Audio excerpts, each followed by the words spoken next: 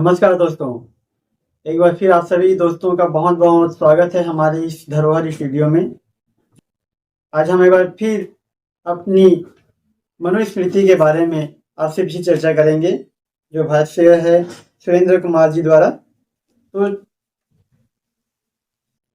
आज की इस वीडियो में हम यह जानेंगे कि मनुस्मृति के प्रक्षेपों के अनुसंधान के मानदंड और उनके प्रमाण, अर्थात मनुस्मृति का जो प्रक्षेप श्लोक हैं उसको किस आधार पर, किस सूत्र के अनुसार उसको अलग किया जा सकता है, उसमें कौन कौन सी वह बातें हैं, कौन कौन सी घटना का श्लोक है जिसको हम पहचान सकेंगे और पहचानने के बाद उसको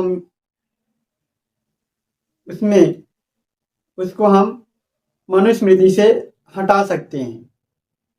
इस तरह से इसमें बहुत सारे मानदंड दिए हुए हैं, सूत्र दिए हुए हैं, जिसके अनुसार हम मनुस्मृति को शुद्ध रूप प्रदान करने की कोशिश कर सकते हैं। शुद्ध रूप में, विशुद्ध रूप में उसको बनाने की एक प्रयास हम इस विकल्प के द्वारा से कर सकते हैं। तो आओ दोस्तों, हम आरंभ करते हैं मनुस्मृति का दूसरे भूमिका अध्याय का 5वीं कड़ी।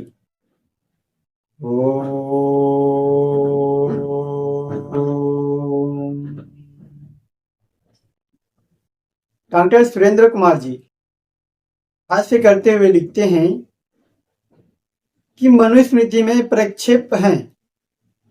यह मान्यता स्थिर हो जाने और उन प्रक्षेपों के अनुसंधान की आवश्यकता एवं उपयोगिता पर विचार कर लेने के पश्चात अब प्रक्षेपों के अनुसंधान का प्रश्न आता है। विचारणीय बात यह है कि मनुस्मृति में हुए प्रक्षेपों का कैसे पहचाना जाए और किस प्रकार उन्हें अमौलिक घोषित किया जाए। यह प्रश्न बड़ा जटिल एवं गंभीर है। ऐसा कोई प्रत्यक्ष साधन नहीं है जो श्लोकों को स्पष्टतः निर्णित कर दे कि अमुक प्रक्षिप्त है और अमुक श्लोक प्रक्षिप्त नहीं है या मौलिक है। यदि यह कार्य इतना सरल होता तो अभी तक कभी का निर्णय हो चुका होता। इस प्रकार अत्यंत कठिन एवं उलझनपूर्ण होते हुए भी इस कार्य को संपन्न करने के लिए एवं एक उपाय यह निकाला है कि कृतित्व के आधार पर कुछ सुनिश्चित मानदंडों या आधारों का निर्धारण किया जाए, जिनकी कसौटी पर खरे उतरने वाले श्लोकों को ही मौलिक माना जाए और इस इतर श्लोकों को प्रक्षिप्त। सुनिश्चित मानदंडों के बिना किया गया कार्य प्रामाणिक कोटि में नहीं आ सकता। यद्यपि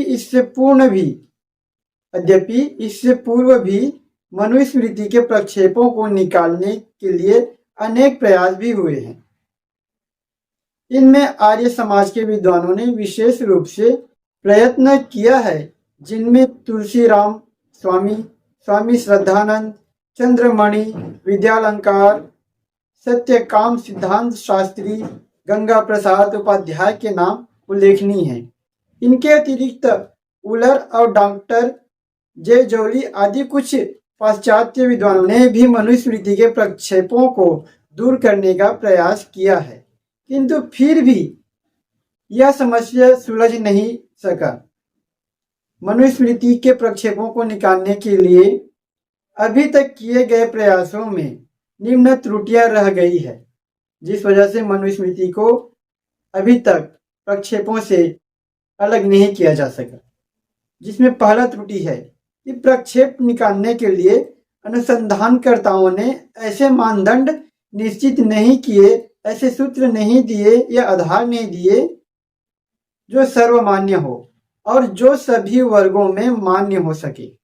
बिना मानदंडों के निकाले गए प्रक्षेपों को देखकर पाठकों की ओर से यह आक्षेप उठा, प्रक्षेपानुसंधाताओं ने श्लोकों को मनमाने ढंग से निकाला और रखा है, जिसे अपने विचारों के अनुकूल समझा, उसे रखा और प्रतिकूल को प्रक्षिप्त घोषित कर दिया।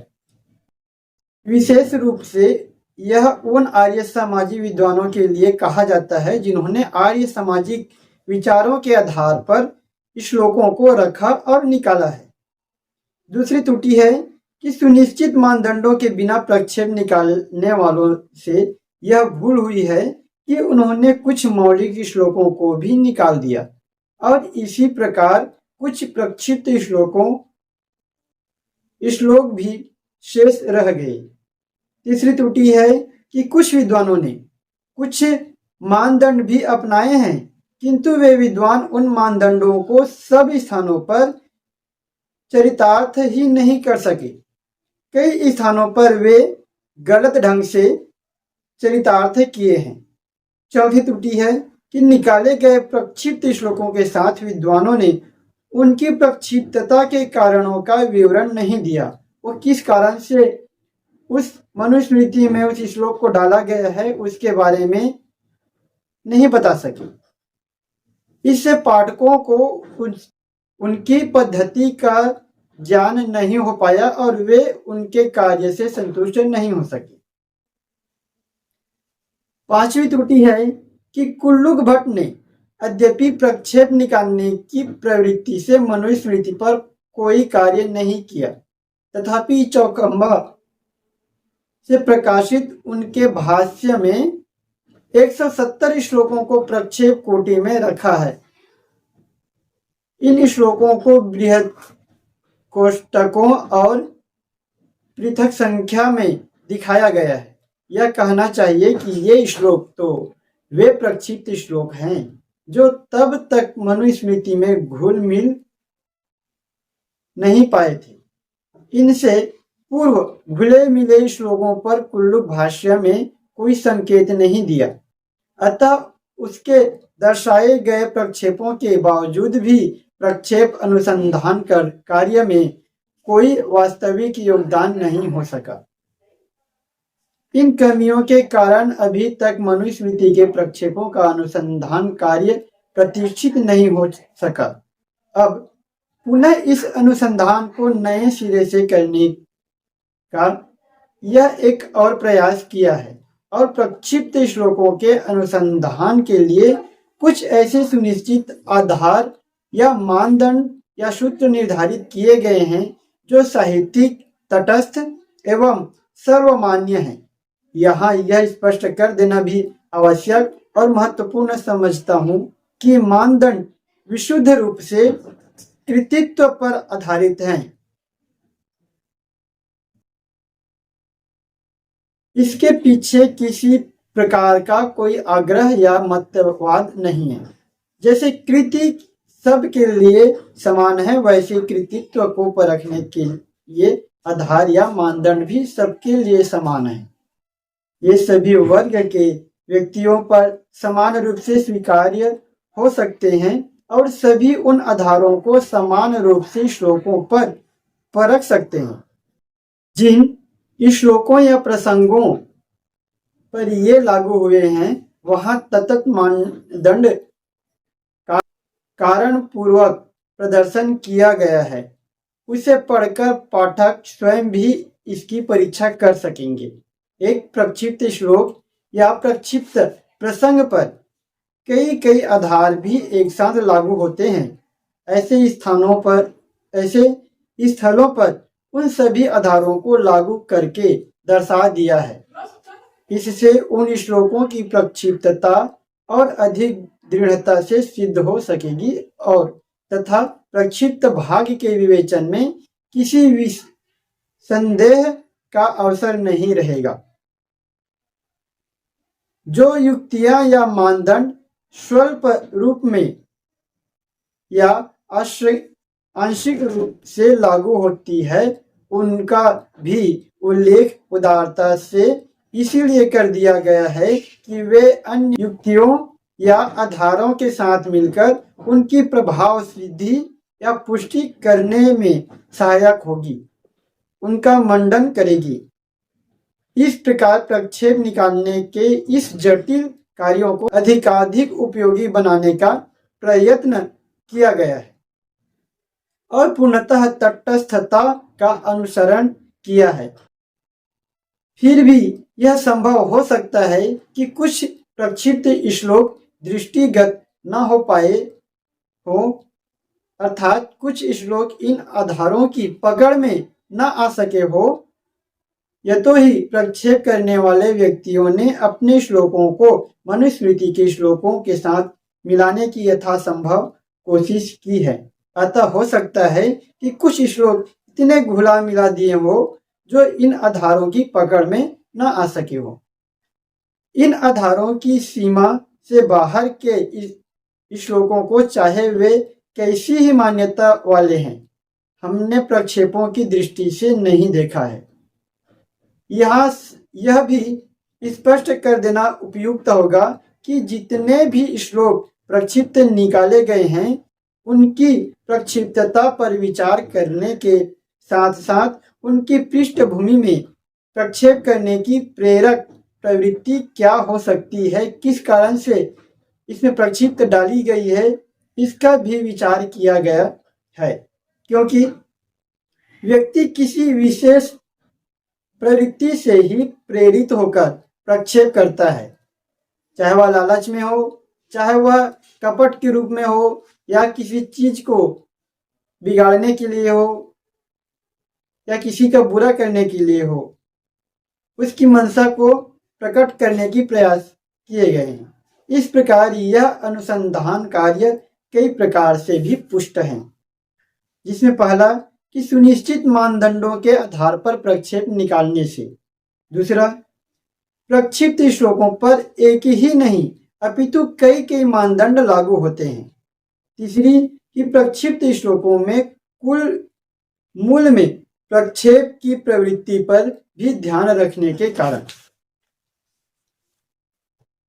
इस प्रकार जो श्लोक प्रक्षिप्त माने हैं, उनके मौलिक होने की या प्रक्षेपों के बचे रहने की संभावना कम रह जाती है। कुछ श्लोक इस प्रकार के भी हैं जो स्थान भ्रष्ट हो गए हैं, जो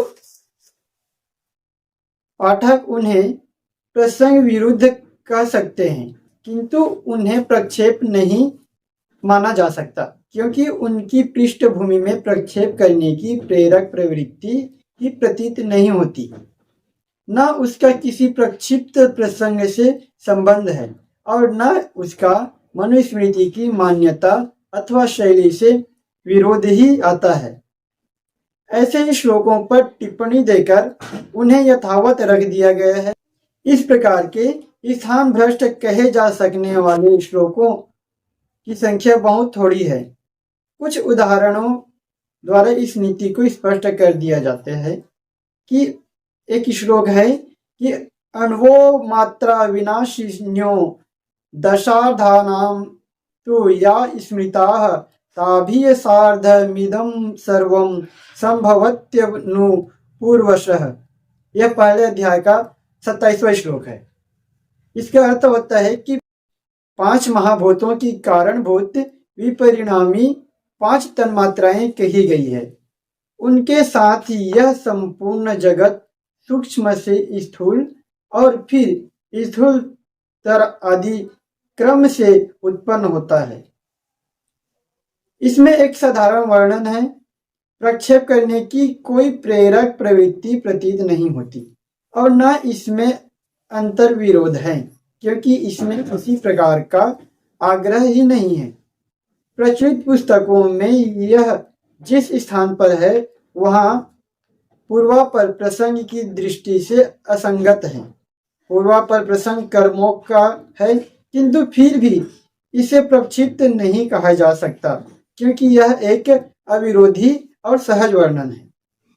दूसरी श्लोक है सर्वेषां तु सनामानि कर्माणि च पृथक पृथक वेद शब्देभ्य एवादौ पृथक संस्थाश्च निर्ममे। यह पहले अध्याय के 21वां श्लोक। अर्थ है कि उस परमात्मा ने सृष्टि के प्रारंभ में ही वेद के शब्दों से सब वस्तुओं के नामों, सबके भिन्न भिन्न कर्मों और उनके विविध विभागों को बनाया। यह श्लोक भी क्रम की दृष्टि से असंगत है।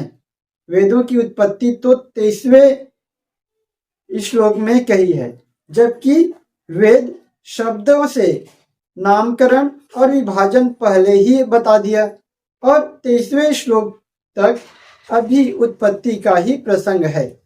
वेदों के साथ उत्पत्ति प्रसंग की पूर्णता होती है और नामकरण आदि उत्पत्ति के बाद की बातें हैं। इस प्रकार यह भी स्थान भ्रष्ट प्रतीत होता है और इसे 23वें श्लोक के पश्चात उपयुक्त क्रम में रखने के लिए टिप्पणी दे दी है। इससे यह क्रम बन गया। ब्रह्म ने वेद उत्पन्न किए, फिर वेदों के द्वारा ही नामकरण और कर्मों का विभाजन हुआ। इस प्रकार यह श्लोक अगले कर्मों के प्रसंग कर्मणा च विवेकार्थम, जो पहले अध्याय के 26वें श्लोक हैं, उससे संगतिबद्ध रूप में जुड़ जाता है। इसका भी किसी प्रक्षिप्त विचार से संबंध नहीं है और न किसी मान्यता से विरोध है। इस प्रकार प्रक्षेप की प्रवृत्ति से रहित श्लोकों को यथावत रूप में रखे हैं। यहाँ एक स्पष्ट किया जाता है कि प्रक्षेप की प्रवृत्ति से रहित किंतु प्रक्षिप्त प्रसंग से संबंध जो श्लोक हैं, वे श्लोक इस कोटि में ग्रहण नहीं किए गए हैं। उन्हें प्रक्षेपांतर्गत ही स्वीकार किया है। पाठ भेद की समस्या भी ऐसी समस्या है जिसका प्रक्षिप्तता के साथ भी पर्याप्त संबंध है। बहुत से स्थानों पर प्रक्षेपकर्ताओं ने नया श्लोक मिलाने की अपेक्षा मौलिक श्लोक में ही पाठ भेद कर दिया है। कुछ पाठ भेद असावधानी से भी हुए हैं। पाठ भेदों को पहचानना या उसका मौलिक रूप देना यद्यपि अपने आप में पृथक और महत्वपूर्ण कार्य है, जो अत्यंत कठिन है, फिर भी कुछ प्रक्षिप्त पाठ भेदों को पहचानने की कोशिश की गई है।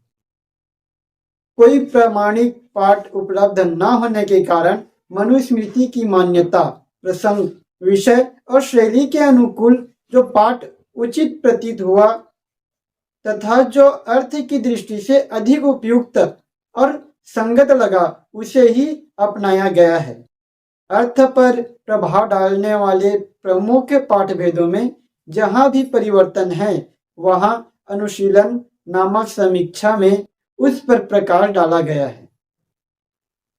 प्रक्षेपानुसंधान की कार्य प्रणाली का उल्लेख करने के पश्चात अब मानदंडों पर दृष्टिपात करना शेष रह जाता है। प्रक्षेपों के अनुसंधान के लिए कुल 7 आधार निर्धारित किए गए हैं। इनमें प्रथम 6 अंतः साक्ष्य के आधार पर हैं, अर्थात मनुस्मृति की रचना शैली और मान्यताओं से इन मानदंडों के अंतर्गत आने वाले श्लोकों की प्रक्षिप्तता सिद्ध होती है। 7वें मानदंड का स्वयं मनु ने अनेक स्थानों पर संकेत दिया है। उस संकेत के अनुसार वेदों को बाह्य साक्ष्य के रूप में प्रमाण माना गया है। वे आधार, वे सूत्र, वे मानदंड इस प्रकार से हैं। पहला, विषय विरोध या प्रकरण विरोध। दूसरी है प्रसंग विरोध। तीसरी है अंतर विरोध या परस्पर विरोध। चौथी है पुनरुक्तियां। पांचवी है शैली विरोध या शैलीगत आधार। छठवां है अवान्तर विरोध या सहयोगी आधार के रूप में। और 7वां आधार है, 7वां सूत्र है वेद विरुद्ध। इस प्रकार से 7 कड़ी हैं या 7 सूत्र हैं जिसको मनुस्मृति के समस्त श्लोकों में मिला करके और उनके माध्यम से उसे जांचा जाएगा, इसको परखा गया है कि यह श्लोक इन 7 मानदंडों के आधार पर है कि नहीं है। क्योंकि महर्षि मनु का मान्यता को देखते हुए, उनके शैली को देखते हुए यह आधार बनाए गए हैं। बाकी हम अगले वीडियो में जानेंगे। तब तक के लिए बहुत बहुत धन्यवाद। ओ